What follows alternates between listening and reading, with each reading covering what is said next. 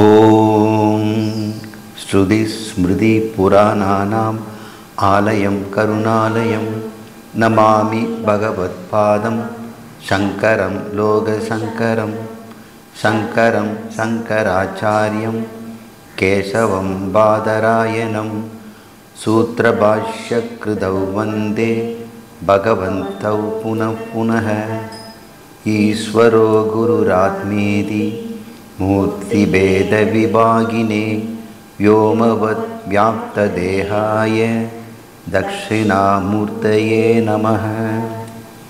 ॐ आप्यायन्तु ममाङ्गानि वाक्प्राणचक्षुश्रोत्रमदो बलम् इन्द्रियाणि च सर्वाणि सर्वं ब्रह्म उपनिषदं माहं ब्रह्म निराकुर्याम् मामा ब्रह्म निराकरोत् अनिराकरणमस्तु अनिराकरणं मे अस्तु तदात्मनि मिरते य उपनिषत्सु धर्मास्ते मयि सन्तु ते मयि सन्तु।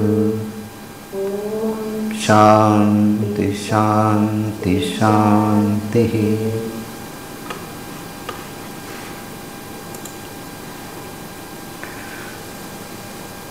சாந்தோக்கிய உபனிஷத்தில் 5வது அத்தியாயத்தை இன்று துவக்க இருக்கிறோம். இந்த அத்தியாயத்தில் 24 கண்டங்கள் உள்ளன. கண்டங்கள் என்றால் பகுதிகள். ஒவ்வொரு கண்டத்திலும் ஒன்று அல்லது அதற்கு மேற்பட்ட மந்திரங்கள் இருக்கலாம். அந்த மந்திரங்கள் தொகுதியை சேர்த்து ஒரு கண்டம் என்று சொல்லப்படுகிறது. சில கண்டங்களில் ஒரே ஒரு மந்திரம் இருக்கும், சிலவற்றில் 2 அல்லது 3, 10 கூட இருக்கலாம். இந்த 5வது அத்தியாயத்தில் 24 கண்டங்களையும் நாம் இவ்வாறு பிரித்தறியலாம். இங்கு நாம் 3 வகை உபாசனைகளை பற்றி தெரிந்து கொள்ளப் போகிறோம். உபாசனை என்பது மானச கர்மா. இது ஞானம் அல்ல, இது ஒரு பாவனை மாத்திரம், ஒரு தியான வகை. இதை வித்யா என்றும் தியானம் என்றும் உபாசனை என்றும் அழைப்பது வழக்கம். இதையே நாம் ஒருவன் ஞானம் பெற்ற பிறகு கடைபிடித்தால் அதற்கு நிதித்தியாசனம் என்று பெயர். ஞானத்திற்கு பிறகு செய்கின்ற தியானத்துக்கு நிதித்தியாசனம் என்றும், ஞானம் பெறுவதற்கு வேண்டி தகுதியை உண்டாக்கி கொள்வதற்காக இந்த மனதை ஒருமுகப்படுத்தி விசாலப்படுத்துகின்ற தன்மை, தூய்மைப்படுத்தி விசாலப்படுத்தி ஒருமுகப்படுத்தும் 3 காரியங்களை இது தருவதால் உபாசனைகள் எப்பொழுதுமே இந்த பிரம்ம வித்யாவுக்கு முன்பு இருப்பது வழக்கம். இங்கு நாம் பார்க்க போகின்ற உபாசனைகள் பிராண வித்யா, பஞ்சாக்னி வித்யா, வைஸ்வானர வித்யா. பிராண வித்யாவில் பிராணுடைய தன்மைகள், அதனுடைய மேன்மைகள், அது எது என்ன என்று நாம் தெரிந்து கொள்ளப் போகிறோம். பஞ்சாக்னி வித்யாவில் ஒரு ஜீவன் இறந்த பிறகு எங்கே செல்கிறான், எப்படி உடம்பில் புகுகிறான் போன்ற அனைத்து தகவல்களையும் நாம் பஞ்சாக்னி வித்யாவில் தெரிந்து கொள்வோம். வைஸ்வானர வித்யா என்பது இந்த பிராணனுக்கு நாம் உபாசனை செய்யும் பொழுது அந்த பிராணனை நாம் வைஸ்வானரன் என்று நாம் பார்க்க வேண்டும். விஸ்வ நரன் என்று பொருள். இதை பற்றியெல்லாம் அந்த வித்யாவை சொல்லித்தரும் பொழுது நான் விளக்கி சொல்லுவேன். முதல் 2 கண்டங்கள் பிராண வித்யா, 3லிருந்து 10 வரை பஞ்சாக்னி வித்யா, 11லிருந்து 18 வரை வைஸ்வானர் வித்யா. இந்த 3 வித்யாக்கள். இதனுடன் கூட சேர்ந்து 19லிருந்து 24 கண்டங்கள் வரை கிரியைகள் பற்றி சொல்லப்படும். கிரியைகளிலிருந்து உடம்பால் செய்யக்கூடிய சடங்குகள். இங்கே சொல்லித்தரப்போகின்ற கிரியை பிராண அக்னிஹோத்திரம் என்று பெயர். உபாசனையும் கிரியையும் சேர்ந்து செய்வார்கள். எவன் ஒருவன் கிரியையும் உபாசனையும் செய்கிறானோ அவன் சத்தியலோகம் செல்வான் என்று உபனிஷத்துகள் சொல்லுகின்றன. கிரியையும் வேண்டும், உபாசனையும் வேண்டும். கிரியை என்று உடம்பால் செய்வது, வாக்கால் செய்வது, உபாசனை என்று மனதால் மட்டும் செய்வது. இனி நாம் பிராண வித்யாவை பார்ப்போம். கண்டம் 1 மற்றும் 2. இங்கே நாம் தெரிந்து கொள்ள விஷயங்கள். பிராணன் பிரபஞ்சத்தின் கட்டமைப்பு பொருள். அதுவே சூக்ஷ்ம சரீரத்தின் கட்டமைப்பு பொருளாகவும் இருக்கிறது. இந்த ஸ்தூல உடலிலும் இந்த பிராணன் இருக்கிறது. அதற்கு 5 வகை உடல் இயக்கத்தை செய்வதாக சொல்லப்படுகிறது. இந்த வழக்கமாக உபனிஷத்தில் தருகின்ற உபாசனைகள் எல்லாம் ஒன்று சூரியனை பற்றி இருக்கும் அல்லது பிராணனை பற்றி இருக்கும். உபாசனை எப்பொழுதுமே இரண்டை சார்ந்து தான் இருக்கிறது. சூரியன் என்பதற்கும் உபாசனையில் இருக்கிற பிராணன் என்பதற்கும் என்ன தொடர்பு என்றால், இந்த சூரியன் தான் பிராணனை உற்பத்தி செய்கின்ற உற்பத்தி ஸ்தலம். நீர்மின் சக்தி நிலையத்திலே நாம் மின்சாரத்தை உற்பத்தி செய்து கம்பிகள் வழியாக ஊரெங்கும் நமக்கு அனுப்புகிறார்கள். நிலக்கரி எரித்து அங்கேருந்து அனல் மின் சக்தி என்று அனலை கொண்டு மின்சக்தி விடுத்து அதிலையும் நம்முடைய கம்பிகள் வழியாக நமக்கு அனுப்புகிறார்கள். நமக்கு மின்சக்தி தான் அன்றாட வீட்டு வேலைகளுக்கு, வீட்டு பொருள் வேலை செய்வதற்கும் விளக்கு ஒளிப்பதற்கும் அது பயன்படுகிறது. எந்த ஒரு சக்தியாக இருந்தாலும் நம்ம மின்சக்தியாக மாற்றிவிடலாம். அந்த மின்சக்தி எவ்வாறெல்லாம் வெளிப்படுகிறது என்று பார்த்தால், ஒரே மின்சக்தி இந்த இஸ்திரி பொட்டின்னு சொல்லக்கூடிய அயன் பாக்ஸில் வெப்பமாக வெளிப்படுகிறது, டியூப் லைட்டில் வெளிச்சமாக வெளிப்படுகிறது, ஸ்பீக்கரில் சப்தமாக வெளிப்படுகிறது, சில இடங்களிலே பற்ற வைப்பதும் ஒட்ட வைப்பதற்கும் அக்னியாக பயன்படுகிறது. வெல்டிங் பண்ணுற போதெல்லாம் அது பண்ணுறோம். ஒரே பொருள் அதை எப்படியெல்லாம் பயன்படுத்துகிறோன்னு பாருங்கள். இப்படி பயன் மாறுபடும்போது ஒரே மின்சக்தி ஒரு இடத்துல வெப்பப்படுத்துகிறது, இந்த ஃப்ரிட்ஜுன்னு சொல்லக்கூடிய குளிர்பதனத்தில் குளிர வைக்குது. ஒரே மின்சக்தி, ஒன்று குளிர வைக்குது, ஒன்று வெப்பப்படுத்த வைக்கிறது. நேர்மதியான குணங்கள். ஒரு இடத்துல வெளிச்சம் தருது, இன்னொரு இடத்துல சப்தத்தை உண்டாக்குகிறது. இப்படி மேக்னெட்டை கூட அது உண்டாக்கும். சில இடங்களில் காந்தத்தை உண்டு பண்ணி மின்காந்தங்களை கொண்டு நாம் நிறைய வேலைகளை எடுக்கிறோம். ஹார்பர் போன்ற இடங்களெல்லாம் மிக இரும்பு பொருளெல்லாம் தூக்கிறதுக்கு மின்காந்தத்தை தான் தூக்குறாங்க. ஒரு பெரிய கிரேனில் காரை தூக்கணுன்னா மின்காந்தத்தை வச்சு கார் மேலே ஒட்ட வச்சு அப்படியே காரை தூக்கி கொண்டு போய் இங்கே வச்சிடுறாங்க. இப்படி செய்வதை நம்ம பார்த்துருக்குறோம். இதுபோல் பிராணனும் நம்ம உடம்பில் வேலை செய்யும் பொழுது 5 முக்கியமான வேலைகளை செய்கிறது. இந்த உடல் அளவில் அது என்னென்ன வேலை செய்கிறது என்பதை சற்று நேரத்துக்கு பிறகு பார்ப்போம். முதலில் பிராணன் பிரபஞ்ச கட்டமைப்பு பொருள் என்பதை விளங்கிக் கொள்வோம். ஏன் இந்த உபனிஷத் பிராணனை உபாசனை செய் என்று சொல்கிறது என்றால், பிரபஞ்சமே பிராணனால் செய்யப்பட்டது என்று நீங்கள் புரிந்து கொள்ள வேண்டும். பிராணன்கிறனா அது என்ன? எனக்கு தெரிந்த பிராணன்னா உயிர் சக்தி. என் பிராணனை வாங்காத. உயிர் இருக்கிறதுக்கெல்லாம் பிராணின்னு பேர். செத்த பொருளை பிராணன் போயிடுச்சுங்கிறோம். பிராணனை கொடுத்தோம்னா அது பிழைச்சிக்கோங்கிறோம். இப்போ பிராணன் என்பதை உயிர் சக்தியாக நாம் நினைக்கிறோம். இது இயல்புதான். அந்த அர்த்தத்தில் நாம் பேச போகிறதில்ல. பிராணன் என்பதை ஒரு கட்டமைப்பு பொருளாக பார்க்க போகிறோம். அது எப்படி கட்டமைப்பு? ஒரு பொருளை கட்டமைக்கணும்னு சொன்னால் அதுக்கு அடிப்படையான ஒரு கட்டும் பொருள் வேணும். வீடு கட்டுவதற்கு அடிப்படையான கட்டுப்பொருள் செங்கல். செங்கல்களை பலவாறே அடுக்கி நம்ம பல விதமான மாளிகையை நம்ம செய்கிறோம். அதுபோல் அடிப்படை கட்டுப்பொருளாக இந்த பிராணன் இருக்கிறது. இந்த பிராணனின் மிக சிறிய பொருளுக்கு பேர் நாடி துண்டு அல்லது பிராணன்னு பேர். இந்த நாடி அல்லது குழாய் போன்ற இந்த பிராணன் மெல்லிய ரோமத்தை காட்டிலும் 1000 மடங்கு மென்மையானது, கண்ணுக்கு தெரியாதது. அணுவை காட்டிலும் மென்மையானதுன்னு தான் சொல்லணும். ஏனென்றால் அணுவை செய்கின்ற எலக்ட்ரான், புரோட்டான் போன்றவை கூட பிராணனால் ஆகப்பட்டது தான். அப்படின்னா எலக்ட்ரானை விட பிராணன் மிக மென்மையாகத்தான் இருக்கணும். அதனால் இன்றைக்கி சயின்ஸில் சொல்கிறாங்க, இந்த துகள்களெல்லாம் அடிப்படை துகள்கள் சொல்லக்கூடிய அணுக்களுக்கும் அடிப்படையாக இருக்கக்கூடிய எலக்ட்ரான், புரோட்டான், நியூட்ரான் போன்றவைகளும் அவற்றுக்கு அடிப்படை துகளாக இருக்கக்கூடிய குவார்க்கு போன்ற துகள்களும் கூட கடைசியில் இழை போல் இருக்குதுன்னு சொல்கிறாங்க. அதனால் அதுக்கு ஸ்ட்ரிங் தியரின்னு பேர். இழை கொள்கை அப்படின்னு சொல்கிறாங்க. சின்ன சின்ன இழைகள் மாறி புழு மாறி இருக்குது. அது ஒன்றோடு ஒன்று வட்டமாக மாறுமா, ஒன்றோட ஒன்று பக்கத்தில் ஏணி மாறி சேர்ந்துக்குமா, ஒன்றோடு இணைந்து நீளமாக மாறுமா, எந்த விதமான கட்டமைப்பும் செய்யும். அதனுடைய கட்டமைப்பு நமக்கு தான் எலக்ட்ரான், புரோட்டான்ங்கிறாங்க. அப்போ எலக்ட்ரான், புரோட்டானுடைய கட்டமைப்பு தான் மூலக்கூறுகள்.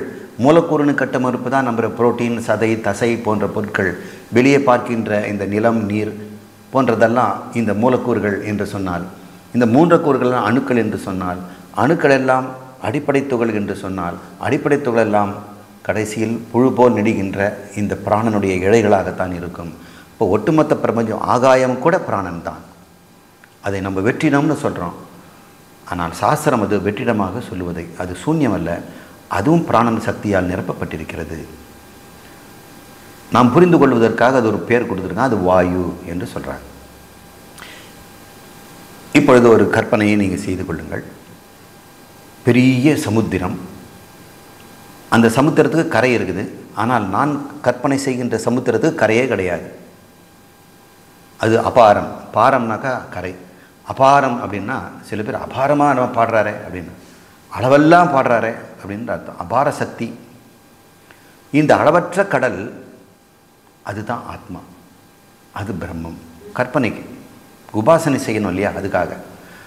அந்த கடல் முழுதும் என்ன நிரம்பி இருக்குதுன்னா தண்ணீர், அது சைதன்யம். ஆத்மாதான் இந்த சமுத்திரம். சமுத்திரம் வேற தண்ணி வேற இல்லை. நாம் கற்பனையை ஒட்டுமொத்த தண்ணீரையும் சமுத்திரம்னு சொல்கிறோம். அந்த சமுத்திரம் எதனால் ஆகப்பட்டது? சைதன்யம். சைதன்ய சமுத்திரம். தண்ணீர் சமுத்திரம் வேற, சைதன்ய சமுத்திரம். இதுதான் கடவுள், இதுதான் பிரம்மம். சைதன்யம் என்றால் ஞான சொரூபம், நம்முடைய கான்ஷியஸ்னஸ், நம்முடைய பிரஜானம். இந்த பிரஜானம் உடம்பளவு இருப்பது போல தெரிகிறது, ஆனால் உண்மையிலே அது மாபெரும் சமுத்திரம், அது மகத் என்று பெயர். அந்த மாபெரும் சமுத்திரம் முழுக்க என்ன இருக்கிறது? சைதன்யம் இருக்கிறது. ஆத்மாவை சமுத்திரமாகவும் சைதன்யத்தை அதில் இருக்க தண்ணீராகவும் பாருங்கள். தண்ணீர் எல்லா இடத்திலும் நீக்கமர நிரம்பிக்கிறது, எங்கும் வியாபித்திருக்கிறது. அந்த தண்ணீரில் உப்பு கரைந்திருக்கிறது. சமுத்திரம்னா உப்பு இருக்கு இல்லையா, அந்த உப்பாக இந்த மாயையை நீங்கள் நினைத்து கொள்ளுங்கள். சமுத்திரம், தண்ணீர், அதில் கரைந்திருக்கின்ற மாயை. அந்த மாயை இப்பொழுது உப்புன்னு நீங்கள் நினைக்கிறீங்களே, அதை மட்டும் நீக்கிட்டு பிராணன்னு நினச்சிக்கோங்க. அந்த பிராணன் எப்படி இருக்குதுன்னா மெல்லிய இழைகளால் ஆக்கப்பட்டது.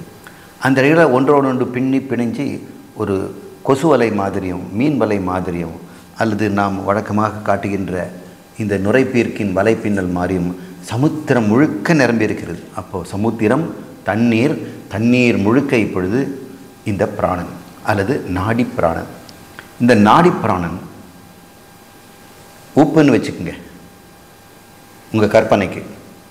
இப்போ அந்த உப்பு அங்கங்கே கட்டி கட்டியாக இருந்ததுன்னா, அந்த உப்புனால் ஆகப்பட்டு தான் ஸ்தூல சரீரம். அந்த உப்பு கட்டி கட்டியாக இருக்கும் பொழுது அதை சூக்ஷ்ம சரீரம்னு சொல்கிறோம். இப்போ நீங்கள் எப்படி பண்ணுறீங்க? ஒரு பெரிய சமுத்திரத்தில் தண்ணீரும் உப்பும் அதில் சின்ன சின்ன துகள்களாக கட்டி கட்டியாக இருக்கிற பொருளை உப்பு கட்டிகளாக நீங்கள் பாருங்கள். அதெல்லாம் சூக்ஷ்ம சரீரமாக இருக்கிறது. அந்த சூக்ஷ்ம சரீரத்தும் தண்ணி இருக்குதில்ல, ஏன்னா தண்ணியில் தான் இருக்குது. அதனால் அந்த தண்ணீருடன் சேர்ந்த அந்த உப்புக்கு, அந்த தண்ணி, அந்த உப்பு கட்டிக்குள் இருக்கின்ற தண்ணிக்கு நம்ம சைதன்ய கட்டின்னு பேர் வைப்போம். சைதன்யத்துக்கு கட்டியெல்லாம் ஆகாது. ஆனால் இந்த மாயை என்ற துகள்களுக்குள்ளே அது இருக்கும் நிலையில் அதுக்குள்ளே அது கட்டிப்படுகிறது. அது விஞ்ஞான கணம் அப்படின்னு மாண்டூக்கிய உபநிஷத்தில் காரிகையிலையும் சொல்லியிருக்கோம், மந்திரத்திலையும் சொல்லியிருக்கோம். விஞ்ஞான கணம் என்றால் ஒரு திரட்சி, சைதன்ய திரட்சி. இப்போ ஒவ்வொருத்தர் தலையிலையும் சைதன்ய திரட்சி இருந்து அது உடம்பு முழுக்க நிரம்பி இருக்குது. இப்படி நிறைஞ்சுக்குங்க. உங்கள் சரீரம் தான் சமுத்திரம்னா அது நிரம்பி இருக்கின்ற ஆத்மா, அதில் இருக்கக்கூடிய சைதன்யம்னு சொன்னால், உங்கள் மனமாக இருப்பது எல்லாமே அந்த உப்பு கட்டி. அந்த உப்பு கட்டியில் நிறைந்திருக்கிற சைதன்யத்துக்கு பேர் ஜீவாத்மா என்று பெயர். இப்படி நீங்கள் கற்பனை பண்ணீங்க. இப்போ பிரபஞ்சத்தில் கட்டமைப்பு பொருளாக எது இருக்குது? பிராணன் தான் இருக்குது. பிராணனால் நிரப்பப்பட்டு, மாயையால் நிரப்பப்பட்டு, மாயையால் தான் இந்த ஆகாயமும் வாயுவும் சூரிய சந்திரன்களும் நிலமும் அதில் இருக்கின்ற தாவரங்களும் மிருகங்களும் மனிதர்களும் எல்லாமே இந்த பிராண கட்டமைப்பினால் ஆகப்பட்டது தான் அப்படின்னு நீங்கள் தெரிஞ்சுக்கங்க. இதுதான் பிரபஞ்சம் பிராணனின் கட்டமைப்பால் ஆகப்பட்டதுன்னு. பிரபஞ்சமே அப்படின்னு சொல்லும்போது நம்முடைய சூக்ஷ்ம சரீரமும் அதே பிராணனால் தான் ஆகப்பட்டது. இதே பிராணன் இந்த ஸ்தூல சரீரத்தில் எப்படி வேலை செய்யும் போது அது 5 வகை உடல் வேலைகளை செய்கிறது. அந்த உடல் வேலைகளை நாம் அவங்க பேர் வச்சிருக்கிறாங்க. பிராணன், அபானன், வியானன், சமானன், உதானன் என்று சொல்கிறாங்க. இந்த பிராணன்கள் என்னென்ன செய்யுங்கிறது நம்முடைய உபாசனைக்கு முக்கியம் இல்லை. இந்த பிராணன் தான் சூக்ஷ்ம சரீரத்தின் கட்டமைப்பு என்பதனால் நம்ம இன்னும் கொஞ்சம் நேரம் அதை பற்றி புரிஞ்சுக்குவோம்.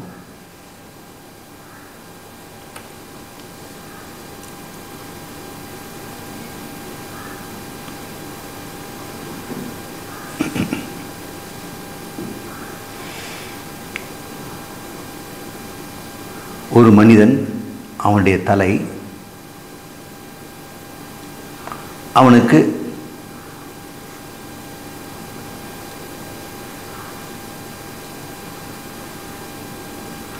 கண்கள்,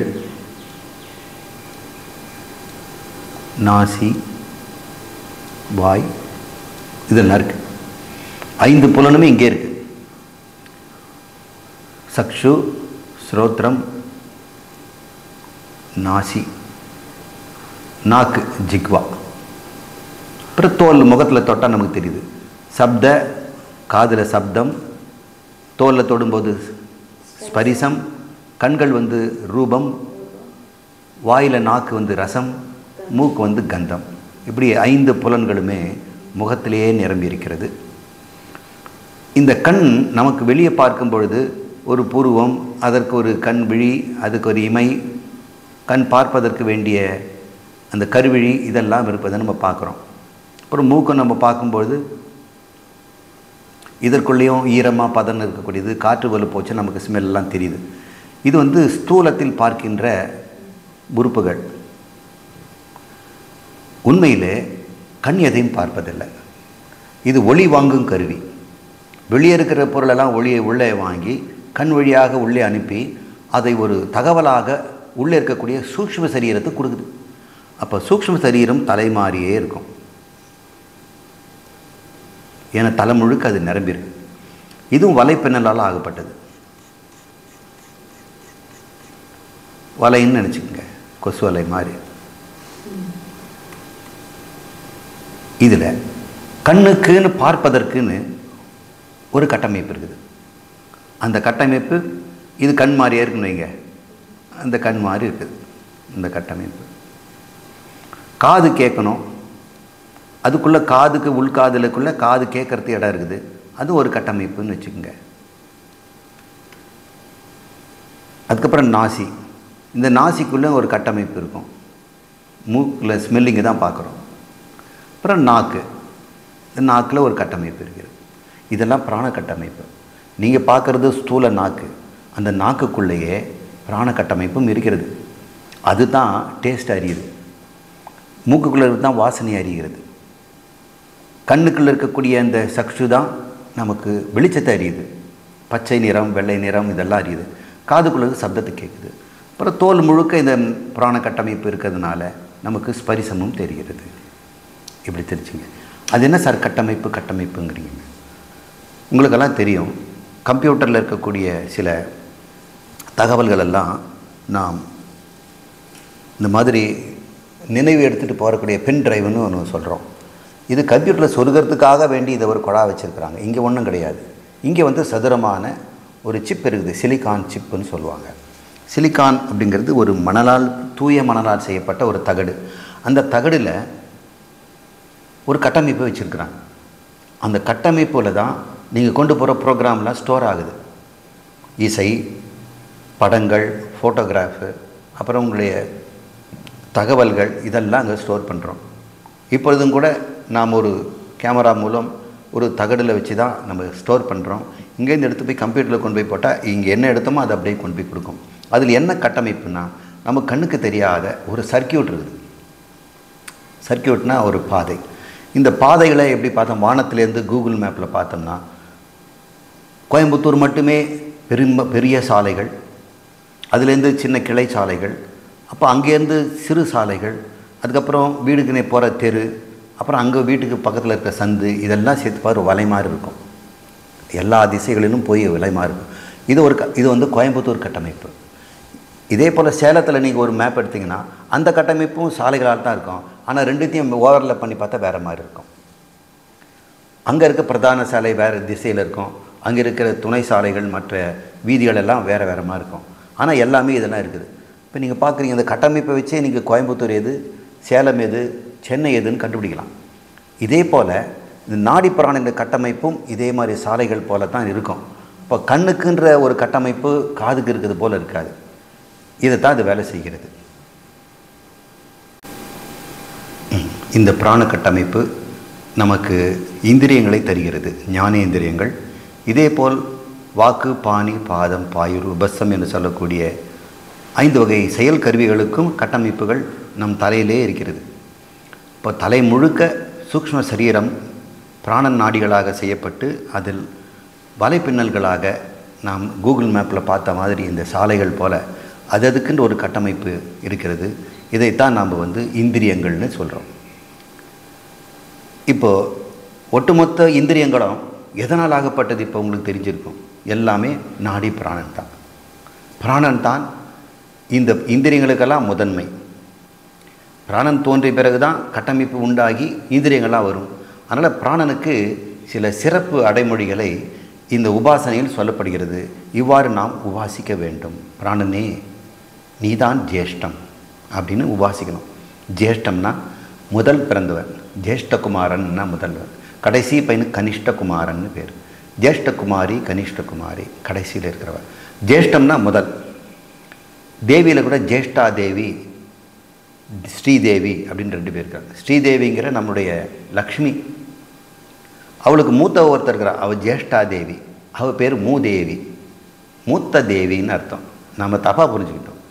ஆதி காலத்துலலாம் ஜேஷ்டா தேவி தான் வணங்கினாங்க. ஜேஷ்டா தேவி யாருன்னா இந்த பிராணன். பிராணனில் ஒரு பகுதி தான் லக்ஷ்மி பொருள். அனைத்து லக்ஷ்மின்னு சொல்லக்கூடிய பொருட்கள் அது பேர் ஸ்ரீன்னு பேர். ஸ்ரீ என்று சொன்னால் நம்ம திருங்கிறதுக்கு அடையாமொழியாக ஸ்ரீ குமரன் சாஸ்திரிகள் அப்படின்னு ஸ்ரீயை போடுறோம். ஸ்ரீ ஸ்ரீ சங்கர்ஜி அப்படின்னு சொல்கிறோம். இப்போ ஸ்ரீங்கிறது என்ன பொருள் என்றால் அனைத்து வளமும், இந்த பிரபஞ்சத்தில் இருக்கக்கூடிய ஆகாயம், வாயு, நீர், நிலம், அதில் இருக்கக்கூடிய நவரத்தினங்கள், பொருள், தங்கம் எல்லாமே வளங்கள். இதெல்லாமே இந்த வளத்துக்கு பேர் ஸ்ரீ என்று பெயர். இவ தான் ஸ்ரீதேவி. இவ உண்டாகணும்னா இதுக்கு முன்னாடி யார் வரணும்? மூதேவி வந்திருக்கணும் இல்லையா? அவள் தான் ஜேஷ்டா தேவி. ஜேஷ்டா தேவியை வணங்கிய சிற்பங்கள் நம்முடைய தமிழ்நாட்டிலையும் இல்லை வடக்கு இடத்துலையும் கூட நம்ம நிறைய இடத்துல பார்க்குறோம். அவங்க கொஞ்சம் தாட்டியாக இருக்கிற ஒரு பெண் சிலையாக இருக்கும், வயிறு கொஞ்சம் பெருசாக இருக்கும், ஒரு தாய் வடிவத்தில் இருப்பாங்க. அவங்கள ஜேஷ்டா தேவின்னு பேர். உண்மையிலே அது பிராண உபாசனைக்காக செய்யப்பட்டது என்று எனக்கு தோன்றுகிறது. அதனால் ஜேஷ்டம் என்று பிராணனுக்கு, ஏ ஜேஷ்டா, நீ தான் ஜேஷ்டா, நீ தான். இதனால் எங்களுக்கு புலன்களெல்லாம் கொடுத்ததுனால நீ சிறப்பு பெறுகிறாய். பொதுவாக மாயையாக இருந்து பிரபஞ்ச கட்டமைப்பு செய்கிறாய். சிறப்பாக எங்களுக்குள்ளே சூக்ஷ்ம சரீரமாக இருந்து சிறப்பாக எங்களுக்கு அறிவை தருகிறாய், ஞானத்தை கொடுக்கிறாய். எனவே நீ சிரேஷ்டம், சிறந்தவன். நீ தான் விசிஷ்டாயம், பலம் தருகிறாய் என்று சொல்கிறாய். ஏனால் வாக்கு மூலம் இந்த பிராணன் வாக்கு இந்திரியமாக செய்து எல்லார் வளத்தையும் கொடுக்குது இல்லையா? வாயுள்ள பழைச்சிக்கோங்கிறாங்க, பேசியே அவன் படைச்சிடுவாங்கிறாங்க. எல்லா வளத்தையும் அது பேசி பெற்றுக்கொள்ளும். ஒருத்தனுடைய அறிவு வளம் எல்லாம் பேச்சில் தான் தெரிகிறது. எனவே பிராணனே நீ வாக்காக இருந்து விசிஷ்டமாக இருக்கிறாய். நீ தான் பிரதிஷ்டா.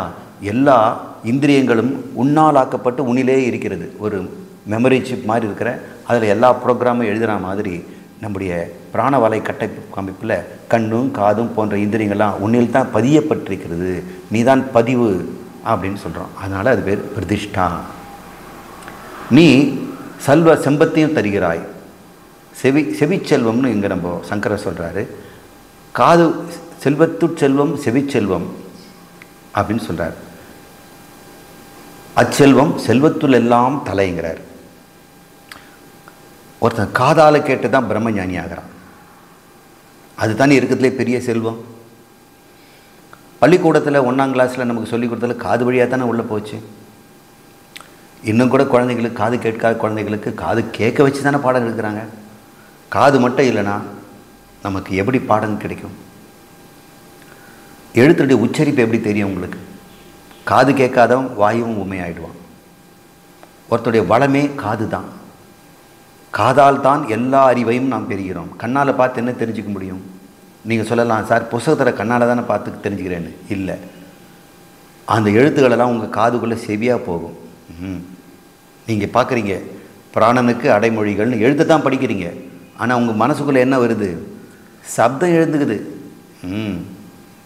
எல்லா ஞானமும் செவியிலிருந்து வருவதனால் செல்வத்துட் செல்வம் செவிச்செல்வம் அச்செல்வம் செல்வத்துள் எல்லாம் தலை அப்படிங்கிறதுனால, ஏ பிராணனே, எனக்கு எல்லா செல்வ வளமும் நீ அல்லவா கொடுக்குறாய் என்றதுனால சம்பத் என்று அதை நாம் உபாசிக்க வேண்டும். அது ஆயதனம். ஆயதனம்னா எல்லாத்துக்கும் அமர்ந்திருக்கக்கூடிய ஒரு வீடு. மனம் என்ற வீடை நீ தானே கட்டி கொடுக்குறாய். என்னதான் கண் பார்த்தாலும் காது கேட்டாலும் கைகளெல்லாம் செயலை செய்தாலும் அவர்களெல்லாம் அமர்ந்து உட்காருவதற்கு ஒரு இடம் வேணும் இல்லையா? அந்த இருப்பிடமாக நீ அல்லவா இருக்கிறாய், எனவே உன்னை ஆயதனம் என்று நான் உபாசிக்கிறேன் என்று இவ்வாறு அடைமொழிகள்லாம் வரும். இதையும் நாம் இந்த உபாசனையில் பார்க்க போகிறோம். இந்த 6 சிறப்புகளை உடைய பிராணனை ஒருவர் உபாசிக்க வேண்டும், மனசில் கற்பனை பண்ணணும். இதனுடைய பலன் என்ன? எவன் ஒருவன் பிராணனை இவ்வாறு 6 சிறப்புகளுடையதாக உபாசிக்கிறானோ அவன் விஷக்கடியிலிருந்து தப்பிக்கிறான், அவனுக்கு தோஷங்கள் எதுவும் இருக்காது. இது என்ன அர்த்தம்னா, விஷம் தோஷங்கிறத நம்ம எப்படி புரிஞ்சுனா, பில்லி சூன்யம் போன்ற இந்த அயல் பொருளுடைய மனதிலிருந்தும் மற்ற ஆவிகள் போன்ற துஷ்ட ஆவிகளிலிருந்து வரக்கூடிய இதெல்லாம் கூட பிராண கட்டமைப்பு தான். அவனுடைய ஆவிகளே பிராண கட்டமைப்பு தான். அது நம்மளை அண்டாது, அது நம்மளிடம் ஒட்டாது. ஏன்னா பிராணனையே நான் தியானம் செய்வதனால் இந்த குட்டி ஒன்று பிராணன் என்னை எந்த தொந்தரவும் செய்யாது. ஏனென்றால் நான் அவனை ஜேஷ்டம் என்றும் சிரேஷ்டம் என்றும் விசிஷ்டம் என்றும் ஆயுதனம் என்றும் சம்பத் என்றும் நான் புகழ்ந்து நான் உபாசிக்கிறேன். எனவே என்னை எந்த தோஷமும் அண்டாது. உணவு பிராணனுக்கு சொந்தம். ஏன்னா பிராணன் உணவிலிருந்து தான் நமக்கு கிடைக்கிது வாழ்நாளுக்கு. எனவே உணவையும் பிராணனாக பாவிக்க வேண்டும். எனக்கு கொடுக்குற உணவே எனக்கு பிராணனை தருகிறது. எனவே உணவே பிராணன். அந்த பிராணாய ஸ்வஹா என்று நாம் சாப்பிட வேண்டும் என்பதெல்லாம் இந்த உபாசனையை நாம் பார்க்க போகிறோம். ஜேஷ்டம் என்பது முதன்மையானது, மூத்தது, நன்மையானது. பிராணன் இப்படி புரிந்து கொண்டு உபாசிப்பவன் சமூகத்தில் முதன்மை நிலை அடைகிறான், ஜேஷ்டம் என்று சொல்வதனால. விசிஷ்டம் என்று சொல்வதனால அவனுடைய வாக்கு அந்தஸ்து மிக்கதாகிறது, அவன் பேச்சை எல்லாரும் கேட்பார்கள். சிரேஷ்டம் என்று எவன் ஒருவன் உபாசிக்கிறானோ அவனுக்கு இந்திரியங்கள் மேன்மடைகிறது. அவனுடைய இந்திரியங்கள் என்றால் கண் காது போன்றதெல்லாம் தூய்மையாக வேலை செய்கிறது. கண் உட்படுத்திட்டோம்னா அது ஈஸ்வர பார்வையுடன் புறவயமாக இருக்கிறது. தன்னுடைய அகவயமாக பார்த்து இது நல்லது, இது கெட்டது, இது எனக்கு வேணும், இது வேண்டாம்னு சொல்லக்கூடிய தன்மைகளெல்லாம் மறந்து எல்லாமே ஈஸ்வர சிருஷ்டியில் சமம், எல்லாமே பிராணன். பிராண கட்டமைப்பில் தான் இந்த பிரபஞ்சமே இருக்குது. என்னில் பார்க்கின்ற இந்த சக்கர, இந்த நாற்காலி, இந்த காரு, இந்த மனிதன், இந்த பூச்சி, இந்த தாவரம், நான் சாப்பிக்கின்ற உணவு எல்லாமே பிராணன் என்று பார்க்கிறவன் பிராண திருஷ்டியில் பார்க்கும் பொழுது வேறுபாடுகளை இழந்து எல்லாம் ஒரு பொருளாக மாறுகிறது. அப்படி பார்க்கும் பொழுது இது சிரேஷ்டம் என்று சொல்லப்படுகிறது. காதுகள் கேள்வியுடையவனாக இருப்பதனால் அவள் செல்வந்தனாக செவிச்செல்வம் உடையவனாக இருக்கிறான், எனவே சம்பத்து. ஆயதனம், மனம் 5 புலன்களுக்கும் இடம் தந்து அங்கே செயல்படுவதனால் அவனுக்கு அனைவருக்கும் புகலிடம் தருபவனாக மாறுகிறான். இந்த மாதிரி உபாசனை செய்கிறவன் யார் வந்தாலும் வாங்கன்னு புகலிடம் தருவான். அவனுக்கு துன்பம் தேடி வரவங்களெல்லாம் அவங்ககிட்ட ஆறுதல் பெறுவார்கள். சம்பத்து உடையவனுக்கு பொருட்செல்வம் குறைவின்றி இருக்கும். அவனுக்கு எங்கே வேண்டுமானாலும் கோயில் கட்டி கொடுப்பான், நதிகளுக்கு கரை கட்டி கொடுப்பான், ஏழைகளுக்கு உணவு கொடுப்பான், உடைகளை கொடுப்பான். அப்படிப்பட்ட சம்பத்துக்கு ஒன்று கிடைக்கும் என்று நமக்கு சங்கரர் இதிலிருந்து சொல்லுகிறார். இப்போ ஒரு கதை, பிராணன் தான் பிரதிஷ்டம் என்பதை வலிவதற்கு ஒரு கதையை இந்த உபநிஷத் சொல்கிறது. புலன்கள் தமக்குள் யார் முக்கியமானவன் என்று சண்டையிட்டு கொண்டன. கண்ணு சொல்லிச்சு, நான் இல்லைன்னா நீங்களாம் என்ன கதி தெரியுமா அப்படின்னு சொல்லிச்சு. காது சொல்லிச்சு, நான் கேட்கலன்னா நீ என்னத்தை வச்சுட்டு இருப்ப, உனக்கு ஒன்றும் வழியும் தெரியாது, ஒன்றும் தெரியாது. கண்ணால் நீ வழி கண்டுபிடிச்சிடுவியா, காதால் கேட்டாதான் வழி உனக்கு தெரியும். அப்புறம் உனக்கு மூக்கு இல்லைன்னு சொன்னால் பழுத்தது எது பழுக்காததுன்னு பழம் கூட உனக்கு வித்தியாசம் தெரியாது. உனக்கு மலம் எது பூ எதுன்னு கூட வித்தியாசம் தெரியாது. உன்னை வாழ்க்கைக்கு நன்னறிப்படுத்துவதே நான் மூக்கு தான் அப்படின்னு அது சொல்லுது. நாக்கு சொல்லுது, நான் சுவை பார்க்கவில்லை என்றால், நான் பேசவில்லை என்றால் நீ உங்கள் கதி என்னன்னு யோசனை பண்ணி பாருங்கள் அப்படின்னு ஒவ்வொரு புலனும் நானே முக்கியம் நானே முக்கியம் என்று சண்டையிட்டு கொண்டன. அப்போது நம்மளை படைத்த பிரஜாபதி அவர்கிட்ட அவர் தான் கிரண்யகர்பன். கிரண்யகர்பன் தானே நாடி பிராணனுக்கு ஒட்டுமொத்த நாடி பிராணன். சமுத்திரம் முழுக்க நிரம்பி இருக்குதுன்னு சொன்னோம் இல்லையா? அந்த சமுத்திரம் முழுகின்ற தண்ணீரில் இருக்கின்ற உப்பாக இருக்கின்ற அந்த பிராணன் தான் கிரண்யகர்பன் அல்லது பிரஜாபதி. அந்த பிரஜாபதியிடம் சென்று, நாங்கள் யார் பிரஜாபதி சொல்லுங்கள், நீங்கள் தான் படைத்தவர், கண்ணு நான் தான் முக்கியம் அப்படின்லாம் சொல்லும் பொழுது, சரி நான் ஒரு ஐடியா சொல்கிறேன், நீங்கள் என்ன பண்ண போகிறீங்க, 1 வருஷ காலம் ஒரு மனிதனுடைய உடம்புலேருந்து வெளியே போயிடுங்க, அவன் எப்படி வாழறான்னு பாருங்கள். உங்களில் யார் உடம்பை விட்டு வெளியேறினால் இந்த உடம்பு மிகவும் நலிந்து பயன்படாமல் போகிறதோ அவன்தான் முக்கியமானவன் என்று நீங்கள் பார்த்துக்குங்க என்று சோதித்து பாருங்கள். உடனடியாக கண் உடம்பு விட்டு போயிடுச்சு. கண் உடம்பு போட்டு போன பிறகு 1 வருஷம் கழித்து திரும்பி வருது. என்ன நான் வெளியே போனதுக்கப்புறம் அவங்க எவ்வளோ கஷ்டப்பட்டீங்க அப்படின்னு. அதெல்லாம் ஒன்றும் பெருசாக கஷ்டம் இல்லை, கஷ்டம் இருந்தது, என்ன எல்லாம் கண் பார்வையற்றவன் பாவம்னு சொன்னாங்க. ஆனால் நாங்கள் காதை வச்சு பொழைச்சிக்கிட்டோம், தொட்டு தொட்டு பார்த்தே நாங்கள் பொழைச்சிக்கிட்டோம், சாப்பிட்றதுக்கு நாக்கு எல்லாம் இருக்கிறதுனால எங்களுக்கு உயிருக்கு ஒன்றும் சேதையும் இல்லை, அதனால் பெருசாக வித்தியாசம் இல்லை. அப்புறம் மூக்கு வந்து சொல்லும்போது அப்படியும் போயிட்டு வரும்பொழுது என்ன வாசனை தெரியல, ஆனால் கண்ணை வச்சு இது பழுத்த பழம் இது பழுக்காத பழம் எல்லாம் கண்ணை வச்சு நாங்கள் கண்டுபிடிச்சிட்டோம், இந்த ஸ்மெல்லை வச்சு கண்டுபிடிக்க வேண்டிய அவசியம் இல்லை. அதனால் மற்றவங்கெல்லாம் சாப்பிட்றாங்கல்ல, அவங்க பார்த்துட்டு இதை சாப்பிடலாம் அப்படின்னு வாசனை தெரியாமல் கூட நாங்கள் எடுத்து சாப்பிட்டுட்டோம், எங்களுக்கு ஒரு பெருசாக பிரச்சனை இல்லை. கொரோனா வந்து வாசனை தெரியாதவங்கள எவ்வளோ பேர் இருந்தாங்க, அவங்க நல்லா தானே இருக்கிறாங்க அப்படின்னு மூக்கையும் சொல்லிடுச்சு. ஒரு வருஷம் திரும்பி வந்த பிறகு அது வெக்கப்பட்டு மன்னிப்பு கேட்டு நான் வந்து முக்கியமில்லை. சர்ச்சும் அதே மாதிரி, செவியும் அதே மாதிரி சொல்லுது. நான் வந்து ஒரு வருஷம் காது கேளாமல் தான் இருந்தோம், ஆனால் ஒன்றும் செத்து ஒன்றும் போகலை, மற்றவங்க வழிகாட்டியிருக்காங்க, கண்ணால் பார்த்து நாங்கள் வழியெல்லாம் கண்டுபிடிச்சி தான் வாழ்ந்தோம் அப்படின்னு சொல்லுது. வாக்கு சொல்லும் பொழுது ஓராண்டு கழித்து வந்து கேட்கும்போது நான் இல்லாமல் உங்களை எப்படி முடிஞ்சதுன்னு கேட்குது. உண்மைதான், நாங்கள் ஊமையாகத்தான் வாழ்ந்தோம், ஆனால் மூச்சு விட்டோம், பிராணன் இருக்குதில்ல, கண்ணால் பார்த்தோம், காதால் கேட்டோம், மனதால் நினைத்தோம், அதனால் பெருசாக இழப்பு இல்லை அப்படி. ஓ, நான் இல்லாவிட்டாலும் இழப்பு பெருசு இல்லை என்று ஒப்புக்கொண்டு தோல்வியை ஒற்றுக்கொண்டது. மனம் ஒரு நாள் வெளியேறியது. இந்த புலன்களுக்கு அப்புறம் மனம் போயிடுச்சு. திரும்பி வந்து கேட்குது, நீங்கள் எப்படி இருந்தீங்கன்னு. என்ன, நாங்கள் உயிர் வாழ்ந்தோம், மூச்சு விட்டோம், சாப்பிட்டோம், காதால் கேட்டோம், கண்ணால் பார்த்தோம், எல்லாம் செய்தோம், ஆனால் குழந்தை மாதிரி வாழ்ந்தோம், எங்களுக்கு பெருசாக சிந்திக்க முடியாமல் இருந்தது என்று அதெல்லாம் சொல்லிட்ட பிறகு அப்போ பிராணன் வந்து சத்தம் இல்லாமல் வெளியே போயிடுச்சு. இவங்க பயன்கள்லாம் என்னால் ஆக்கப்பட்டவர்கள், என்னுடைய வலைப்பின்னல் என்னுடைய கட்டமைப்பு தான் இவனுக்கு உருவமே, இவங்க வந்து தான் முந்தி நான் முந்தி பிற நான் இவங்களுக்கு பாடம் புகட்டணும்னு இந்த பிராணன் இந்த வலைப்பின்னலோடு வெளியே அப்படியே இழுத்துட்டு போச்சு. எப்படி வந்து இந்த கொசு வலையோ அல்லது வந்து மீன் வலையோ பிடிச்சி தூக்கணும்னா அந்த வலைக்குள்ளே இருக்கக்கூடிய கண்ணு மூக்கு காதெல்லாம் அதோடு சேர்ந்து வெளியே வந்துடும் இல்லையா. ஒரு ஆற்றல் முக்க குதிரை தறிகளை பெயர்த்து கொண்டு எல்லா அது 5 புலன்களும் அதில் வந்து கட்டியிருக்கிறாங்க, 5ஐயும் இழுத்துக்கிட்டு அது ஓடுது. அந்த குதிரையினுடைய தலையை லகான்லேருந்து 5 கயிறுகளில் ஒன்று கண், ஒன்று காது, ஒன்று மூக்கு, ஒன்று நாக்கு, ஒன்று வாக்கு, ஒரு மனம், இவங்கெல்லாம் செதறி பின்னாடி ஓடுறாங்க. ஐயோயோ எங்களை விட்டுடாதீங்க அப்படின்னு சரீரம் கெஞ்சுது. ஐயா நீங்களே தலைவர் என்று அவைகள் அடிபணிந்தன. இவ்வாறு தியானம் செய்ய வேண்டும். பிராணனை ஜேஷ்டமாகவும் பிரதிஷ்டமாகவும் விசிஷ்டமாகவும் சம்பத்தாகவும் ஆயதனமாகவும் நாம் சிந்திக்க வேண்டும். நான் செல்வமாக இருப்பதற்கு நீரே காரணம் என்று செவி சொன்னது, நான் பிரதிஷ்டமாக இருப்பதற்கு நீரே காரணம் என்று மனம் சொன்னது. அவ்வாறே வாக்கும் கண்களும் வணங்கின. பிராணனும் பிராணனே அனைத்தும், அனைத்தின் கட்டமைப்பும். இந்த பிராண வித்யாவினுடைய பலன் என்ன என்று சொல்லி இதுக்கு ஒரு நிபந்தனையும் சொல்லப்பட்டிருக்கிறது. பிராணன் இந்திரியங்களை கேட்டது. பிராணன் கேட்குது, ஏ கண்ணே காதே நாக்கு இங்கெல்லாம் வாங்க, நான் ஒரு சில கேள்வி கேட்குறேன் அப்படின்னு பிராணன் கேட்குது.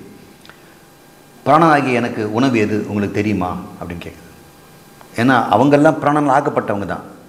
அவங்க சொல்கிறாங்க, பறவைகள், நாய் முதலிய எல்லா பிராணிகளும், தேவர்களும் கூட, பிராணிகளும் எதை உண்டாலும் அதுவே உன் உணவு. எல்லாருக்கும் பிராணன் தான் உணவு. அது எப்படி பிராணன் உணவாக இருக்க முடியும் அப்படின்னா, நம்ம வேறு உபநிஷத்தில் படிச்சிருக்கிறோம். இந்த ஒரு தைத்திரியத்தை கூட நம்ம பார்த்தோம். உணவை உண்ணும் பொழுது அதிலே கடின பகுதி, மத்திய பகுதி, நுட்ப பகுதி என்று 3 பகுதியில் இருப்பதை நாம் பார்த்தோம். இந்த கடின பகுதி ஒருவன் சாப்பிட்ட பிறகு மலமாக வெளியே போயிடுது. மத்தியம பகுதி என்பது மட்டும் அவனுடைய தசையும் நரம்பும் உடம்பும் இரத்தமுமாக மாறுகிறது. அது மிக சூட்சுமமான பகுதி இருக்கிறதுல, மென்மையான பகுதி அவனுடைய மனமாகவும் இந்திரியங்களாகவும் பிராணனாகவும் மாறுகிறது என்று நம்ம படிச்சிருக்கிறோம். அப்போ அதுதான் பிராணன். ஒவ்வொரு உணவிலிருந்தும் ஒரு பிராணன் நமக்கு கிடைக்கிறது. ஃப்ரெஷ்ஷான பழம் எடுத்து சாப்பிட்டோம்னா அதில் உனக்கு ஃப்ரெஷ்ஷாக உனக்கு பிராணன் கிடைக்கும். நம்ம வேக வைக்கும்போது கொஞ்சம் பிராணன் குறைய தான் போகும், ஆனால் வெந்தது பிறகும் அதில் பிராணன் இருக்கத்தான் செய்யும். சூரிய ஒளியிலிருந்து பெற்ற பிராணனை காய்கறிகள், இலைகளும் தழைகளும் தேக்க வைத்துக் கொள்கின்றன. அதை உண்ணுகின்ற மாமிசத்திலையும் அந்த பிராணன் இருக்கிறது. இந்த பிராணன் தான் உணவு வழியாக நம்ம உடம்புக்கு வருகிறது. மனதிற்கும் இந்திரியங்களுக்கு வேண்டிய பிராணனும் கூட இந்த உணவில் தான் கிடைக்குது. 2 நாள் பட்னியில் இருந்தால் கண்ணு பார்க்க முடியாது, வெளிச்சமே இல்லாமல் அவன் கஷ்டப்படுவான், காது கேட்காது, பேச முடியாது. அப்புறம் அவனுக்கு ஏதாவது ஜூஸ் கொடுத்து அவனை தேய்த்தி விட்ட பிறகு அப்புறம் வந்து காது கண்ணெல்லாம் வேலை செய்யும். இதெல்லாம் சாந்தோக்கிய உபநிஷத்தில் நம்ம பார்க்க போகிறோம். இப்போ பிராணன் உணவிலிருந்து கிடைக்கிறது. எனவே உணவு தான் பிராணன். அனன் என்கின்ற உணவு பிராணனுக்கு இன்னொரு நேரடி பெயர். பிராணன்னு பேர் வச்சிருக்கிறோம், அதுக்கு அனன் என்றும் பெயர் என்று இந்த உபநிஷத்தை நாம் தெரிந்து கொள்கிறோம்.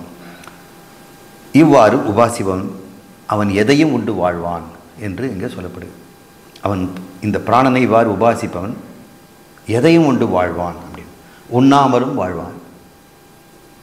வட இந்தியாவில் ஒரு 15 வயசு பையன், சாதாரண ஒரு பையன், திடீரென்று ஒரு ஆலமரத்து கீழே போய் உட்காந்துட்டு தியானத்தில் போயிட்டான். அதுக்கப்புறம் அன்ன ஆகாரம் இல்லாமல் தண்ணி கூட குடிக்காமல் அப்படியே கிடந்த ஒரு 15 வருஷமாக அப்படி இருக்கிறான்னு ஒருத்தர் தகவல் எனக்கு கொண்டு வந்து கொடுத்தார். அவர் நேரடியாக அவர் தரிசனம் பண்ணிட்டு வந்தார், வடக்கில் ஏதோ ஒரு ஊரில். அப்போ நான் சொன்னேன், நான் 15 வருஷத்துக்கு முன்னாடி அவன் அமர்ந்தபோது பிபிசி என்ற ஒரு பிரிட்டிஷ் ப்ராட்காஸ்டிங் கம்பெனி அங்கே ஒரு கேமரா வச்சு 1 மாத காலம் கண்டினியூஸாக தொடர்ச்சியாக அவனை ஃபோட்டோ எடுத்துருக்குறாங்க. அது வேகமாக ஒரு வீடியோவில் பண்ணி இது மாதிரி அதிசயமாக ஒரு பையன் ஒரு 30 நாட்களும் நாங்கள் எங்களால் முடிஞ்சது அவ்வளோதான். அந்த கேமரா ஓடணுன்றது பேட்டரி போடுறதுக்காக நாங்கள் அங்கே போவோமே தவிர பேட்டரி கேமரா ஓடிக்கிட்டே இருந்தது. ஆனால் அந்த இடத்தை விட்டு அவன் நகரவே இல்லை, ஒரு சொட்டு தண்ணீர் கூட குடிக்கலை. அவன் முகம் அப்படியே அமர்ந்து கொஞ்சம் கொஞ்சம் நகர்ற மாதிரி தெரியுது, ஃபாஸ்ட் ஃபார்வர்ட் போடுறதுனால. கண்களிலிருந்து அப்பப்போ ஒரு சொட்டு தண்ணீர் வரலாம், மற்றபடி தலை சாயலாம், நிமிரலாம், அப்படியே இருக்கிறான், ஒன்றும் சாப்பிடவில்லை. இதே போல் நானே கண்கூடாக திருவண்ணாமலையில் ஒரு மலை உச்சியில் மேலே செல்லும்போது ஒரு குகையில் ஒரு முதியவர் இருந்தார். அவர் பார்க்கம்னா குத்துக்கால் போட்டுட்டு மகா பெரியவார் உட்கார்ந்துருப்பார்ல, அந்த மாதிரி உட்கார்ந்துட்டு இருந்தார். மூங்கில் குச்சிகளை எடுத்து கட்டி வச்சா எப்படி இருக்குமோ, செவுத்தில் சாய்ச்சி வச்சா அது மாதிரி அவர் கால் கை எல்லாம் இருந்ததை பார்த்தேன். அவர் தலையில் மழை பெய்யறதுக்கு வந்து ஒரு பாலித்தீன் துணியை வந்து கட்டி அதில் ரப்பர் பேண்ட் போட்டு கட்டியிருக்கிறாங்க. யார் இந்த முதியவர் இங்கே இருக்கிறான்னு கேட்கும்போது அங்கே சுற்றி அவரெல்லாம் வணங்கிக்கிட்டு சுற்றி வந்துட்டு இருந்தாங்க. அவர் சொன்னார், 6 வருஷமாக இங்கே தான் இருக்காருங்க, கீழே வந்ததே கிடையாதுங்க, சாப்பிட்டதே கிடையாது அப்படின்னு சொல்கிறாங்க. இதெல்லாம் நீங்கள் சொன்னால் நம்ப மாட்டீங்க, ஆனால் இப்படி நடக்கிறது உண்டு. இவர்கள் எதையும் உண்டு வாழ்வார்கள்னா இவர்கள் காற்றை உண்டே வாழ்கிறார்கள். இங்கே இருக்கக்கூடிய காற்றில் இருக்கிற தண்ணீரே அவங்களுக்கு உடம்பில் இருக்க தண்ணீருக்கு போதுமானது, காற்றுல ஈரம் இருக்குது. சூரிய ஒளி வந்து பிராணனே அவனுடைய உடம்பில் இருக்கிற எல்லா திசுக்களையும் உயிர்ப்பு கொடுத்து கொண்டிருக்கிறது என்று நாம் புரிகிறோம். ஆனால் அவங்களுடைய உடம்பு எடையெல்லாம் ரொம்ப கம்மியாக தான் இருக்கும், மெல்லிசாக தான் இருக்கிறாங்க. ஏன்னா உணவின் வழியாகத்தான் மாமிசம் கிடைக்குது.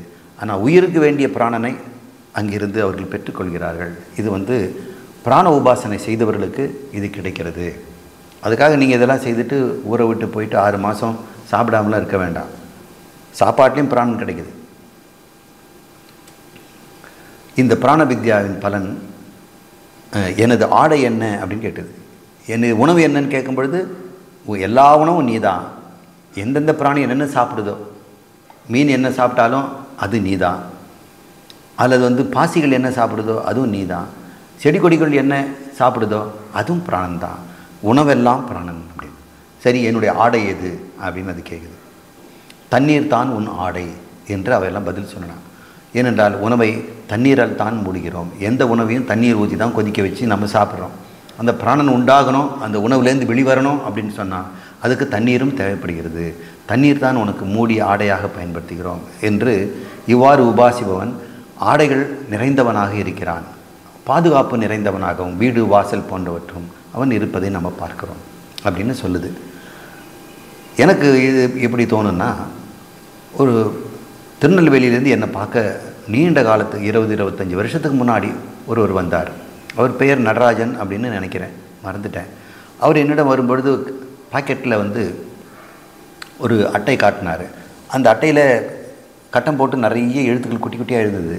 சார், இதை வச்சுக்கிட்டு நீங்கள் எந்த வருஷம் சொன்னாலும் எதிர்காலத்தில், அவர் சொன்னது 1996 98, இப்போ 24வது ஆண்டில் அமாவாசை பௌர்ணமி என்னன்னைக்கு வரும்னு இதில் நான் வச்சுருக்கிறேன் அப்படின்னு அவர் சொன்னார். நான் அதை செக் பண்ணி பார்க்கல, ஏதோ ஒரு பஞ்சாங்க முறையை அவர் பயன்படுத்திருக்கார். நீங்கள் என்ன படிச்சிருக்குன்னா, நான் ஒன்றும் பெருசாக படிக்கலை சார், ஆனால் எனக்கு இதெல்லாம் தோணுது, இதை நான் செய்து பார்த்தேன், கரெக்டாக தான் இருக்குது இந்த கால்குலேஷன் அப்படின்னு. சரி வேறு என்ன உங்களுக்கு தெரியும் அப்படின்னா, நான் ஹோரைகளெல்லாம் பார்ப்பேன் சார்னார். ஹோரைகள்ங்கிறது சூரியன்லேருந்து வரக்கூடிய பிராணசக்தி தான். அந்த ஹோரைகள் வந்து சந்திரஹோரை, சூரிய ஹோரை அப்படின்லாம் இந்த 7 கிரகங்களுடைய ஹோரைகளாக வரும். 7 ஹோரைகளும் மாறி மாறி ஒரு நாள் முழுக்க வரும். வரும்பொழுது அதிகாலையில் எந்த ஹோரை வருதோ அது அந்த கிழமையாக இருக்கும். இன்றைக்கி நம்ம இருக்கிறது திங்கக்கிழமைன்னா சந்திரஹோரை தான் இன்றைக்கி 6 மணிக்கு வெளியே வந்திருக்கோம். வானத்துலேருந்து வரும். 1 மணி நேரம் அந்த சந்திரஹோரை, அது முடித்த பிறகு அடுத்த ஹோரை வரும். இவ்வாறு வரிசையாக 7 முடிஞ்ச பிறகு மறுபடியும் சூரிய ஹோரையிலேருந்து ஆரம்பிக்கும். இப்படி ஒரு நாள் வருது அப்படின்னு அவர் எனக்கு சொன்னார். அப்போ இன்றைக்கி என்ன கிழமையோ அப்போ 6 மணிக்கு அந்த ஹோரை தான் வந்திருக்கும். ஏன்னா சைக்கிள் போடும்போது 24 மணி நேரத்துக்கு அதுதான் முந்தி வரும். ஒவ்வொரு நாளைக்கு ஒரு ஹோரை தள்ளி தள்ளி வரும் அப்படின்னு சொன்னார். சரி, இதெல்லாம் எனக்கு பிராணனுக்கு என்ன சம்பந்தம்னு அவர் ஒரு திடுக்குன்னு உண்மையை சொன்னார். சார், பிராணன் வந்து தண்ணியில் நல்லா கரையும் அப்படின்னு சொன்னார். இதெல்லாம் உனக்கு எப்படி தெரியும் அப்படின்னு. நான் இந்த ஹோரைகளை பார்க்குறேன். இந்த பிராணன் வந்து ஹோரையாகத்தான் வந்து கொண்டிருக்கிறது சூரியன்லேருந்து. சூரியன் தான் நமக்கு பிராணன். அந்த டம்ளரை வச்சோம்னா அதில் சரன்னு கரையதை நான் பார்க்குறேன் அப்படின்னு அவர் சொன்னார். நான் அதை நம்பலை. அவருக்கு அதீத கற்பனையாக இருக்கும் போடுறது. என்னால் பார்க்க முடியல, ஹோரையெல்லாம் கண்ணுக்கு தெரியல. அதனால் அவர் ஓரளவுக்கு சிரத்தையோடு நம்பினேன். அவர் அந்த கேலண்டர்லாம் செய்து காட்டியிருக்கிறதுனால இந்த சக்தி அவருக்கு இருக்கும் போட்டுருது. இதெல்லாம் உங்களுக்கு எப்படி கிடச்சிது அப்படின்னு நான் கேட்கும்போது, நான் பார்க்குற இடமெல்லாம் தெய்வமாக பார்ப்பேன் சார். எங்கேயாவது கல்லில் குங்குமம் வச்சுருந்தாங்கன்னா சாமி கும்பிட்டுட்டு தான் போப்பேன். செருப்பை கட்டிட்டு சாமி கும்பிட்டுட்டு போவேன். எல்லா இடமும் சக்தியாக நான் பார்க்குறேன் அப்படின்னு சொன்னார். அந்த சக்தி தான் பிராணசக்தி. அவர் சக்தி சக்தி சக்தி உபாசகராக இருந்தார். அவரை மறுபடியும் பார்க்கணுன்னு சொல்லி திருநெல்வேலிக்கு ஒரு 5 அல்லது 60 வருஷம் கழித்து 5 அல்லது 6 வருஷம் கழித்து நான் போய் பார்க்க போனேன். அவர் எனக்கு ஒரு முறை எனக்கு பொருளாதார நெருக்கடின்னு சொன்னதுனால கையில் ஒரு 30,000 கையில் எடுத்துக்கிட்டு அவர் கொடுக்கறதுக்காக நான் போனேன். அந்த காலத்தில் 30,000 பெரிய செலவு தான். போய் அவரை தேடி தேடி பார்த்தா அவர் கிடைக்கவே இல்லை. அவர் நடராஜன் இல்லை சார், அவர் காலமாயிட்டார் அப்படின்னு அவங்க சொன்னாங்க. திரும்பி வந்துட்டேன். இதில் என்ன அண்ணனுக்கு தெரிந்தது, தண்ணீருக்கும் பிராணனுக்கும் சக்தி இருக்கிறது. நிறைய பேர் கமண்டலத்தில் இருக்க தண்ணீருக்கு தான் மந்திரத்தை வச்சு பிராணனை செலுத்தி அந்த கமண்டலத்தை தெளிப்பாக என்று பார்த்திருக்கிறேன். இவ்வாறு இந்த மந்திரத்தில் உபனிஷத்தில் சொல்லப்பட்டதெல்லாம் உண்மைகள் என்பதை நான் வாழ்நாளில் பார்த்திருக்கிறேன். இவ்வாறு எவன் ஒருவன் தண்ணீரில் பிராணன் கரையும் என்று அறிந்து கொண்டு அதை உபாசிக்கிறானோ அவன் பட்டமரத்தை போய் கட்டிப்பிடித்தால் அந்த பட்டமரம் துளிர்க்கும் என்று இந்த உபனிஷத் சொல்லுகிறது. பட்டமரமும் தளிர்க்கும். சில பேர் கைப்பட்டவனே அது எப்படியும் முளைச்சிருந்தா பார்க்குறோம். அதுக்கப்புறம் இங்கே ஒரு வித்தியை பற்றி சொல்லுது. இது பேர் மந்த வித்தியை. மந்த இல்லை, மந்தம்னாக்கா வளர்ச்சியே இல்லாத ஒன்று சொல்லுவோம். இது மந்தன்னா மசியல். நீங்கள் மசியல்னால் தெரியும் இல்லையா, ஒரு பெரிய போட்டு கீரையை கடைஞ்சி மசியல் பண்ணி வைப்பீங்க. சட்னி மாதிரி பண்ணுறது சட்னி அல்லது மசியல்னு பேர். இந்த மசியல் இந்த பிராண வித்யாவில் ரொம்ப முக்கியமானது. இது ஒரு கிரியை. இந்த பிராண வித்யாவை யார் கற்றுக் கொடுத்ததுன்னா சத்தியகாம ஜாபாலர் வியாக்ர பதரின் மகன் கோஸ்ருதிக்கு உபதேசித்தார். இப்போ உபதேசிக்கிறவர் சத்தியகாம ஜாபாலர். நம்ம சென்ற அத்தியாயத்தில் பார்த்தோம். ஜாபாலனுடைய மகன் ஜபாலாவினுடைய மகன் ஜாபாலன். அவருக்கு ஒரு ஸ்டூடெண்ட்டு, அவன் பேர் வியாக்கர பதர்.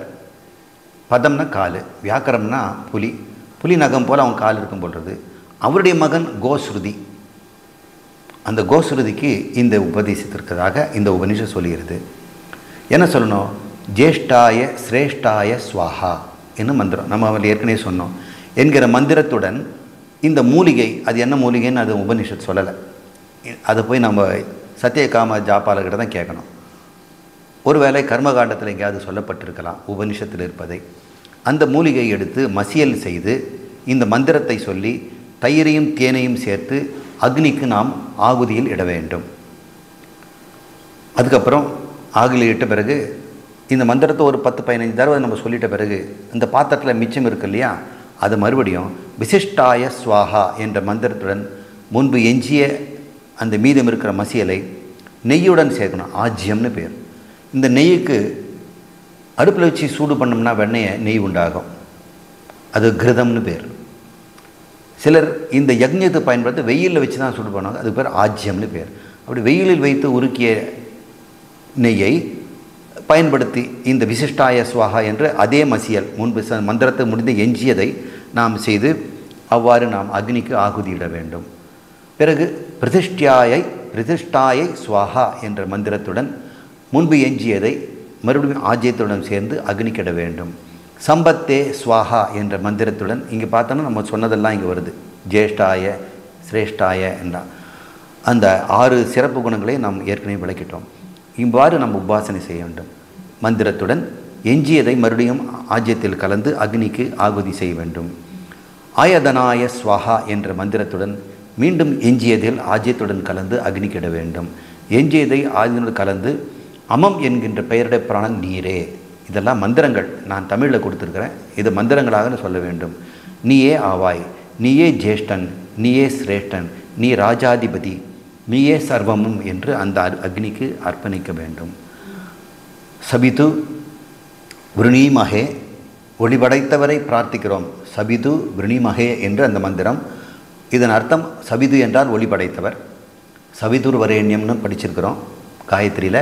அந்த சபிது அந்த ஒளிபடைத்தவரை நான் வருணி மகே நான் பிரார்த்திக்கிறேன் என்று ஒரு கவலத்தை இதுவரைக்கும் அக்னிக்கு போட்டோம். இப்போ மிச்சம் இருக்கிறத நாம் வாயில் போட வேண்டும். வயம் தேவசிய போஜனம், தெய்வத்தின் உணவை நான் உண்கிறோம் என்று இந்த மந்திரத்தை சொல்லி ஒரு கவலத்தை உண்ண வேண்டும். சிரேஷ்டகும் சர்வதாதமம் என்று சிறந்தவர் அனைத்துமானவர். சிரேஷ்டகும் அப்படிங்கிறோம். ஏன்னா சா வருது மந்திரத்தில். சா வந்ததுன்னா இம்காரம் வரும் பொழுது ஹும் என்று சொல்ல வேண்டும். சிரேஷ்டகும் சர்வதாதமம், சிறந்தவர் அனைத்துமானவர் என்று சொல்லி கவலத்தை சாப்பிட வேண்டும். துரம் பகஸ்ய தீமகி, அந்த பகவானை துரம்னா சீக்கிரமே நான் விரைவில் தியானிக்கிறேன், நினைத்தவுடன் நீ வருவாய் என்று சொல்லி ஒரு கவலத்தை நாம் வாயில் போட வேண்டும். பிறகு இந்த பாத்திரத்தை எல்லாம் சாப்பிட்டு போட்டாச்சு, அக்னிகம் கொடுத்தாச்சு, நீங்களும் சாப்பிட்டாச்சு. அந்த பாத்திரத்தை கழுவி அந்த நீரையும் பருக வேண்டும். வாக்கையும் மனதையும் பிறகு கட்டுப்படுத்தி ஒரு மான் தோலை விரித்து அங்கேயே படுக்க வேண்டும். படுத்து தூங்கும் பொழுது கனவில் ஒரு பெண் உருவம் தெரிந்தால் நீ செய்த மந்தக்கிரியை, இந்த மசியல் கிரியை பலித்து விட்டது என்று பொருள். மந்திரம் உள்ளது. இது குறித்து ஒரு ரிக்வேதத்தில் இந்த என்னென்ன மந்திரம் சொல்கிறது அங்கே இருக்கிறது என்று இந்த உபனிஷத் சொல்லுது. எங்கள் கிட்ட கேட்காத, அங்கே போய் மந்திரத்தை பார்த்துக்க உள்ளது. உலகில் காமியேஷு கர்மசு கிரியை செய்தால், எந்த கர்மமும் காமிய கர்மமாக இருந்தாலும் கர்மத்தை செய்தால் அதிலே பெண் உருவம் உனக்கு தூக்கத்தில் தோன்றினால் அந்த யஜ்ஞம் பலித்தது என்று அர்த்தம் என்று இந்த உபனிஷத் நமக்கு ஒரு ஒரு ஹிண்ட் கொடுக்குது.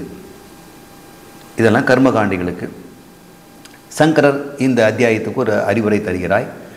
ஆத்ம அனாத்ம விவேகத்தை நாம் ஒருவன் வளர்க்க வேண்டும். ஆத்மா எது அனாத்மா எது என்று ஒருவன் தெரிந்து கொள்ள வேண்டும். தன்னிடம் ஆத்மா இயங்காதது, தன்னிடமே இயங்குவதும் இருக்கிறது. அது மனம் என்று சொல்லக்கூடிய அந்த கரணத்தில் பிரதிபலிக்கின்ற ஆத்மா. அது ஞாதா போக்தா கர்த்திரு என்கின்ற சிதாபாசன். ஆத்மா சிதாபாசன் இரண்டும் சேர்ந்துதான் நானாக இருக்கிறேன். ஆத்மா இயங்காதது, சிதாபாசன் சதேக நேரமும் இயங்கிக் கொண்டே இருப்பது. இந்த சிதாபாசன் அனாத்மா, சித்தாகிய ஆத்மா அது ஆத்மா. இந்த இரண்டையும் ஒருவன் தனக்குள் பிரித்தறிய வேண்டும். இதுதான் விவேகம் என்று சொல்கிறார். விவேகத்துவம் என்று சொன்னால் ஆத்ம அனாத்ம விவேகம். ஆத்மா அனாத்மாவை தன்னிடம் எப்படி பார்க்க வேண்டும்? சித் எது, சிதாபாசன் எதுன்னு தெரிய வேண்டும். செய்பவனாகவும் அறிபவனாகவும் அனுபவிப்பவனாகவும் நீ இருந்தால் நீ சிதாபாசன். இந்த மூன்றையும் செய்யாமல் நீ இருந்தால் நீ ஆத்மா. இதை நீங்கள் சிந்திச்சு பாருங்கள். ஒருவன் இந்த வித்யாவையும் இந்த ஞானத்தையும் பெறணும்னா கட்டாயம் சந்நியாச வாழ்க்கை தேவைப்படுகிறது. உலக சம்பந்தங்களெல்லாம் விட வேண்டி இருக்கிறது. உலகத்தில் இருக்கின்ற எல்லா கர்மங்களையும் நாம் விட வேண்டும். நமக்கு செய்ய வேண்டிய கடமையும் இல்லை, நாம் யாரிடமிருந்து பெற வேண்டிய உரிமையும் இல்லை என்ற ஒரு விடுபட்ட வாழ்க்கையை ஒருவன் வாழ வேண்டும் என்று சங்கர அறிவுரை சொல்கிறார். அதுக்கப்புறம் எதுக்காக இந்த சந்நியாசத்தை நீ எடுத்துக்கிற? வேதாந்த தத்துவ தரிசனத்திற்காக நீ எடுத்துக்கொள்கிறாய். உன்னுடைய வாழ்க்கை முழுக்க இனிமேல் வேதாந்தத்தை கற்றுக்கொள்வது தான். சார் வேதாந்தம் எப்படி கற்றுக்கு? அதுதான் 108 உபனிஷத்து இருக்கிறது அல்லவா, பகவத்கீதை இருக்குது, பிரம்மசூத்திரம் இருக்குது. ஒரு வாழ்நாள் முழுக்க இதை சிந்தித்தாலும் அது போதாது. எனவே வேதாந்த தத்துவ தரிசனத்திற்காக வேண்டி உன்னுடைய கடமைகளை எல்லாம் ஒதுக்கிவிட்டு சந்நியாசம் மேற்கொள். தனக்கென்று எதையும் வைத்து கொள்ளக்கூடாது. துணிமணி, பெட்டி, படுக்கை, பொருளாதாரம், கிரெடிட் கார்டு, வீடு, வாசல், இது எதுவுமே உனக்கென்று இருக்கக்கூடாது. இருந்தால் ஒன்றும் பிரச்சனை இல்லை. ஆனால் அது இருக்குதுங்கிற தைரியத்தில் வாழாதே. அது இல்லாமல் போனாலும் நான் இருப்பேன் என்கின்ற அசாத்திய வைராக்கியம் உன்னிடம் இருக்க வேண்டும். அதுதான் தனக்கென்று எதையும் வைத்து கொள்ளக்கூடாது. பிறருக்காக எவ்வளோனா வச்சுக்கலாம். உன்னுடைய நீ குருவாக இருக்கிறாய், மற்றவங்க வந்து தங்குவதற்கு ஒரு வீடு, வாசல், அவங்களுக்கு குடிக்க தண்ணீர், மின்சாரம், இதெல்லாம் நீ சப்ளை பண்ணலாம். ஆனால் உனக்கென்று அது இல்லை, மற்றவர்களுக்காக என்று அதை தெரிந்து கொள். இப்பாறு 5வது, பிரம்மனிஷ்டையில் மனம் இருக்க வேண்டும். இந்த மனம் பிரம்மனிஷ்டை என்று சொன்னால் தத் கதனம், தத் சிந்தனம், தத் அந்யோன்ய பிரதிபோதனம் என்று சொல்லப்படுகிறது. தத் கதனம் என்றால் யாராவது பேசணும்னு யாராவது உங்ககிட்ட வந்தாக்கா உன்னிடமிருந்து பேச்சு அது பிரம்மத்தை பற்றியதாகத்தான் இருக்கும். நீ தனியாக இருந்து ஏதாவது சிந்திச்சன்னா அப்பொழுதும் இந்த பிராணன் இப்படி சொன்னாரே குரு, இது இப்படி சமுத்திரம்னு விளக்குனார்னே, அது எப்படி கட்டமைப்பு, அவர் சொன்னது உண்மைதானா, அவர் சொன்ன உதாரணங்களை நினைத்து பார்த்து இன்னொரு உதாரணம் போட்டால் நல்லா புரியும் போல் இருக்குதே அப்படின்னு நீங்களும் கூட உதாரணங்களை கண்டுபிடித்து திருஷ்டாந்தங்களை ஏற்படுத்தி புரிந்து கொள்ள வேண்டும். அது தத் சிந்தனம். அப்புறம் உன்னிடம் யாராவது கேட்டு எனக்கு நீங்கள் என்னமோ தெரிஞ்சு வச்சுருக்கீங்க, எனக்கு சொல்லிக் கொடுங்க அப்படின்னு கேட்டோம்னா அந்யோன்யமாக பிரதிபோதனம். அவர்களுக்கு உங்களுக்கு என்ன தெரியுமோ நீங்கள் எனக்கு சொல்லிக் கொடுங்க அப்படின்னு சக பிரம்மஞானிகள் சேர்ந்து மாயை பற்றி ஒருத்தர் சொல்வார், காலத்தை பற்றி ஒருத்தர் சொல்வார், அறியாமை பற்றி ஒருத்தர் சொல்வார், அனாதி என்பதன் பொருளை சொல்வார், ஞானம் எப்படிப்பட்டது என்று சொல்வார். இவ்வாறு சேர்ந்து இது பேர் வாழ்நாள் முழுக்க வாழ்வதுக்கு பேர் பிரம்மனிஷ்டை என்று பெயர். இவ்வாறு சங்கரர் இந்த கண்டங்களுக்கு அறிவுரை தருகிறார். அடுத்து நாம் பஞ்சாக்னி வித்யாவை ஆரம்பிக்க வேண்டும். அது 3லிருந்து 10 வரை